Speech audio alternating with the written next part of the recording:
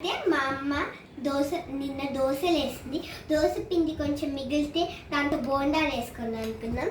కొంచెం ఫస్ట్ ఏం చేయాలంటే పిండి ఒక బౌల్లోకి వేసుకుని ఇలా కలిపి పెట్టుకోవాలి.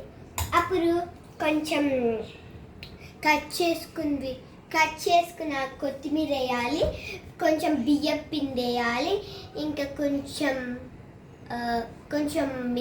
మైదా పిండి వేయాలి, ఇంకా కొంచెం జీలకర్ర వేయాలి, ఇంకా కొత్తిమీర. అప్పుడు చాలా మిక్స్ చేసేసుకుని కొంచెం గట్టిగా ఉంటుంది కానీ ఇట్స్ ఓకే. మనము ఒక స్పూన్కు ఇలా తీసుకుని ఇలా మిక్స్ చేసుకుంటూ ఉండాలి. కొంచెంసేపు ఇలా పెట్టాలి, ఒక 1 minute లైక్ హాఫ్ అన్ అవర్కి. సో ఒక 20 minutes ఆగాలి. అప్పుడు దాని తర్వాత మళ్ళీ అన్నీ చెప్పింది వేయాలి. దాని తర్వాత మళ్ళీ మనము ఇలా మిక్స్ చేసుకుని బాగా ఇలా తెచ్చేసుకోవాలి, ఇక మిగిలిలాగా. నెక్స్ట్ ఒక పెద్ద స్కూప్ ఇలా తీసుకుని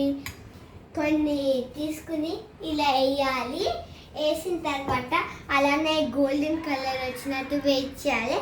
అప్పుడు బోండాలు అయిపోతే హ్యాపీగా ఉప్పు కారం వేసుకుని తినచ్చు.